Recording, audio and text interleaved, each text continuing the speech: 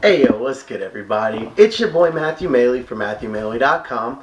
Well, as I said in my last video, I was going to do another recap video from the World Series. I didn't actually play today. My bankroll's a little tight until tomorrow, so I wasn't able to play, but I still wanted to go up there, as I probably will tomorrow, and well, even before I get my money straightened out, just to kind of be around the series. Anybody who is a poker player or really anything, think about the thing that you're most passionate about, and then the pinnacle, the haven for that. If you're a football player, think about going to the Super Bowl.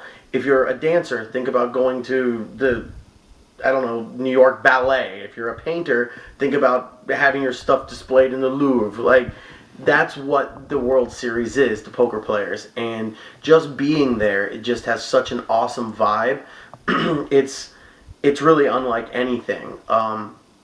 So I really wanted to make sure that I even on days that I can't play, that I'm still around there, that I'm still talking to people, making connections, like I did with Iceman Teddy, and like I've done with Marco from Quad Jacks, and a lot of other people that I've met and had really cool conversations with, through the years. My boy Caesar, who took second place in the event I took third in way back in the day. Well, back in the days 2 years ago, but whatever. Stuff like that, just being around the and seeing the vibe of everything is just such a cool feeling. So I hadn't actually checked any of the live feeds or any of the chip counts or anything like that, so I didn't really know what was going on. But I got up to the series about 5 o'clock, and after walking around for a little while and just seeing what was going on, I actually went over and watched the rest of the ending of the $1,500 re-entry tournament. Amanda Musumeci, who had a decent run, I believe it was last year's main event. Yeah, I think she was the second to last woman before Doc Sand's girlfriend, which I apologize, I can't remember her name. It is 6 o'clock in the morning, so it cut me a little slack here. But but it was cool watching her play. When I got to the table, she was very, very deep underdog. She was probably 7 or 8 to 1 in chips, and was able to double up once, and then lost it back, and then doubled up again, and then lost it back. But it was still cool seeing somebody that I had seen play before, and her attempt to get a bracelet. So ended up first prize was something ridiculous, like 700, I think, 700 or 800. So those re-entry tournaments, as though they did cause some issues, which if you didn't hear about the Will the Thrill problem, check out quadjacks.com. They actually do a good interview kind of summarizing the whole thing of what happened, as well as they get a first-person account from Dutch Boyd, who was at Will the Thrill's table when he was removed from the tournament. For those of you who don't know, Will the Thrill Fiala had thought that it was a rebuy tournament, not a re-entry tournament. The main difference, for those who don't know, a rebuy means you can continue entering as many times as they allow, which there's talk that a couple years ago in the $1,000 rebuy tournament, Mike Mattisau rebought like 62 times, and Daniel Negreanu rebought like 105 times, or something like that, something silly. But a re-entry tournament simply means there's 2 or multiple starting days, and if you play the first starting day and get knocked out, you can play again in the next starting day. But if you play in the second starting day and lose, you don't get to go back in. And apparently there were 81 people who tried to do that, 3 of them who actually succeeded, which I don't really get, because there's software that should keep that from happening, but I don't know. So if you don't know about that, go check it out. Sorry, went off on a little tangent there. But that's something I always got to give a shout out to Quad Jacks. When I first got interviewed by him, a couple years back, a couple series ago, they were much more of like a comedy website and just for fun. But thanks to their coverage of Black Friday here in the U.S., as well as just constant growth, they've actually become one of the elite poker websites, right up there with Card Player. And I mean, from what I'm hearing and from what I'm seeing in terms of pros' reactions, they might be bigger than Card Player in some ways, because they still have a very grassroots feel to them. They still feel like a poker, like it's a poker website for poker players, if that makes sense. That's how I feel about it. When I need to get some info, I go to Quad Jacks. Yeah, Card Player still has some great information on their website. Bluff is still a really good magazine.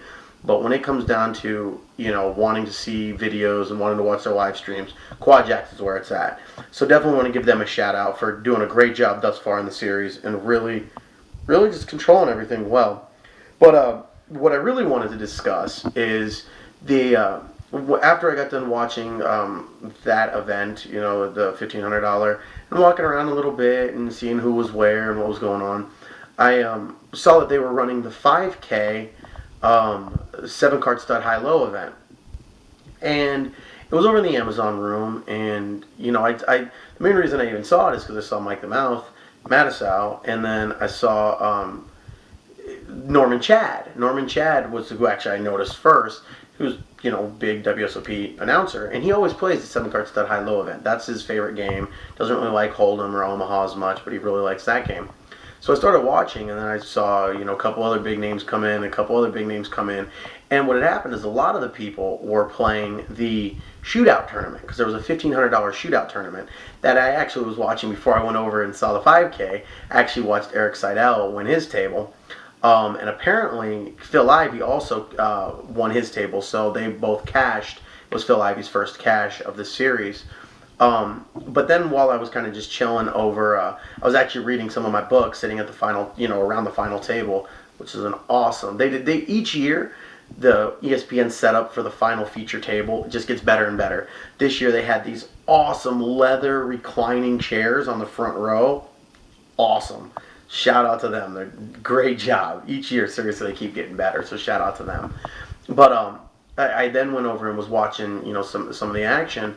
And at Mike the Mouth's table, I was watching him for a while, and it was during the same time that the Thunder were playing the Spurs, and it was cool. I actually got to talk to him a little bit about what the score was and what he had bet, and apparently he made a pretty sizable bet on the Spurs at halftime because they were up 18. So we ended up getting the Spurs +8. Well, technically they were favored, -8 technically, and he lost. So he was going on and on about that. It was kind of funny throughout the night. He would just randomly go, "So the Spurs still up by 20?" And like if somebody would call him, he'd answer the phone, "Hey, are the Spurs still up by 20?" It was actually pretty funny. But he was at the same table as David Bach, as well as this other guy that he was sitting right next to him. I totally remember his face, but I can't tell you who it was for the life of me. But it was also really cool. Doyle was playing in that tournament, and it was awesome. They actually kind of stopped the tournament for a second and made a big announcement, and everybody congratulated him, clapped, and that was the first event that he'd played thus far. So that was really cool, seeing that they still do that for the legends. I really liked seeing that. That really, from a poker player standpoint, those are the type of things that you always want to see. I always want to see Doyle getting that kind of treatment. It's just awesome. So then, and I started seeing all the other pros that were there. I mean, Maria Ho was there, Huck Seed. It was kind of funny earlier in the day before that event even started. I was just in the bathroom, just washing my hands, and look over, and Huck Seed's just right next to me. 1996 main event champion. Like, no big deal. Oh yeah, it's just Huck Seed.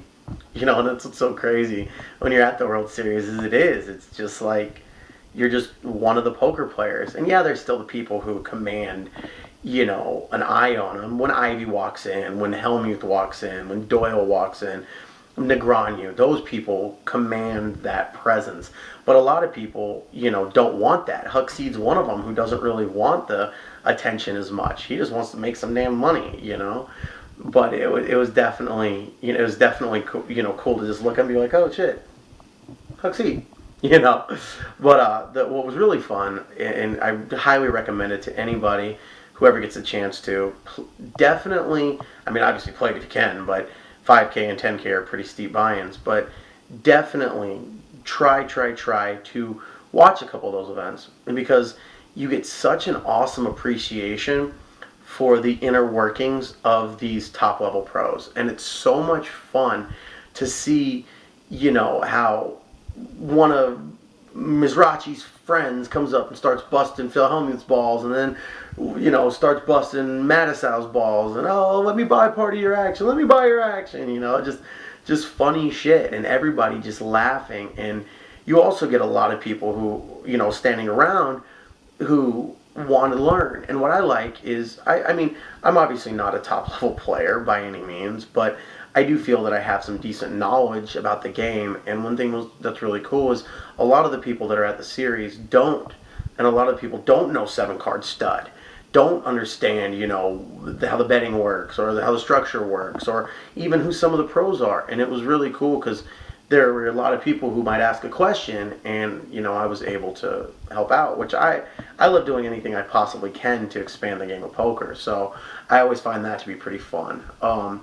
And it was just fun just seeing the inner workings. I mean, at Mizrachi's table, he was sitting directly between Phil Hellmuth and Norman Chad at one table. Then the next table had David Singer and Alan Cunningham. The table next to that had Men the Master, Elia Lesra. Table one behind that had a guy that I've seen play multiple high stakes games, but I can't think of his name, with Phil Ivey, and God, who else was there?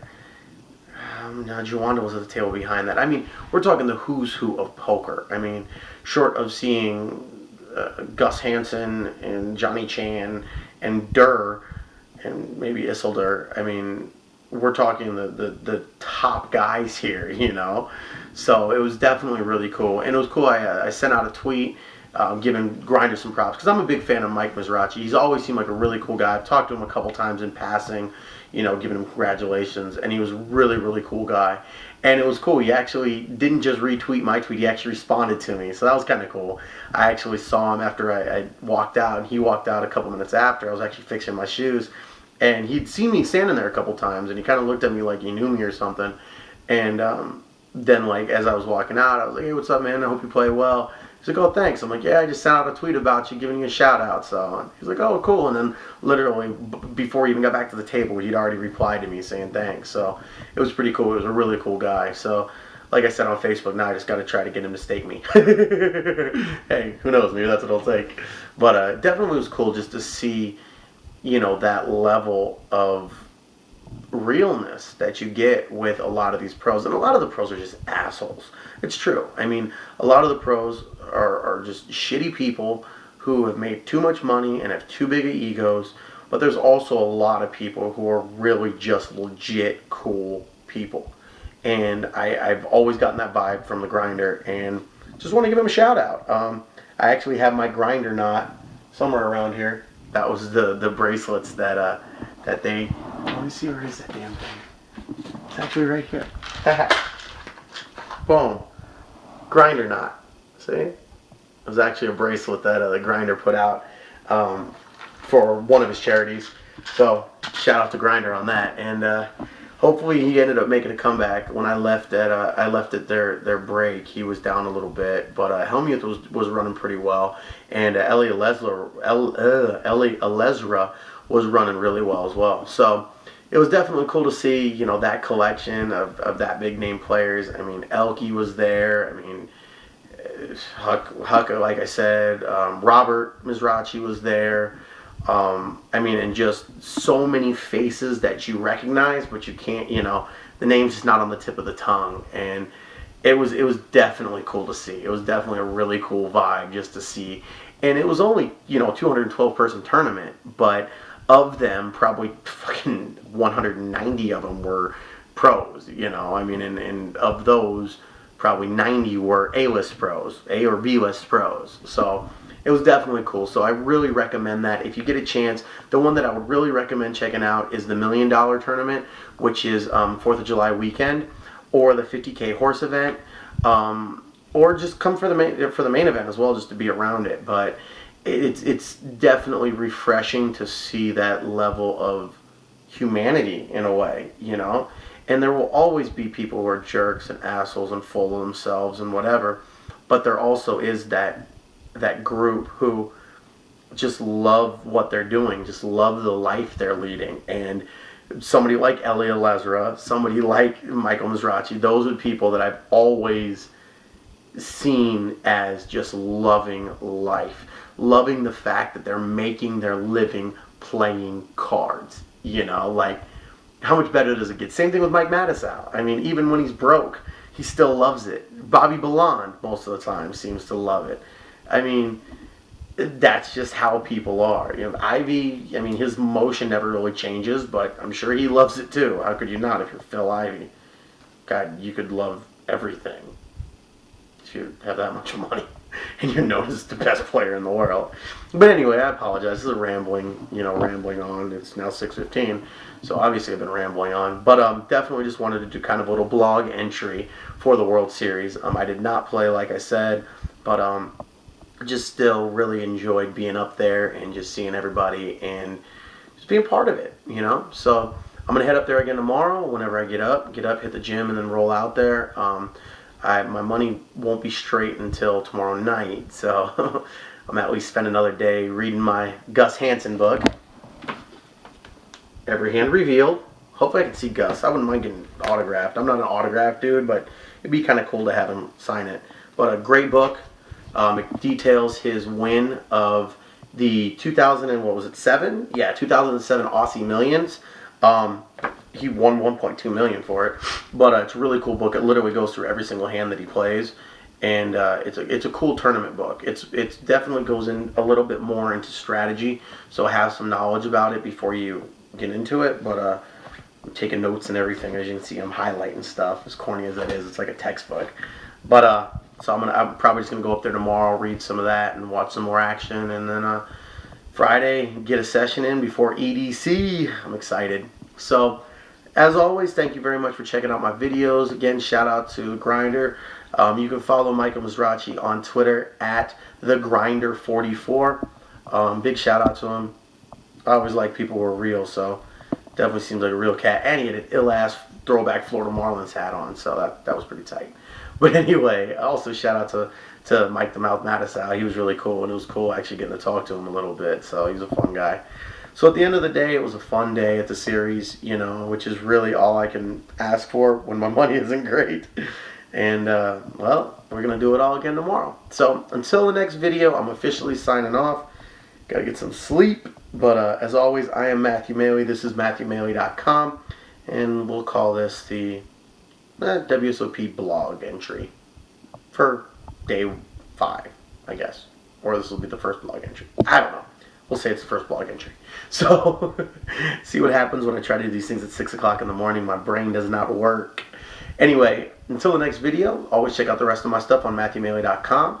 Or you can always check me out on YouTube. Search for Matthew Maley Poker. Got all my stuff on there, so you can like, comment, and subscribe. Or you can check me out on Facebook. Again, search for Matthew Maley Poker, where you can like my page, maybe suggest to your friends, keep tabs on all my info. And of course, up on Twitter, follow me at Matthew Maley. Always tweeting during games and all that. Big into sports, poker, random news, movies, shoes, all kinds of stuff. So, hopefully I'll be tweeting lots of good stuff tomorrow when LeBron and my boys from the Heat win. Oh, how I hope. But anyway, until the next video, I'm getting some sleep. Hope everybody's having a great week, and stay tuned to MatthewMaley.com, the #1 video blog site in the world. I can say that. Might not be true, but I can say it. Who's going to refute it? Anyway, I'm signing off. Peace out, y'all.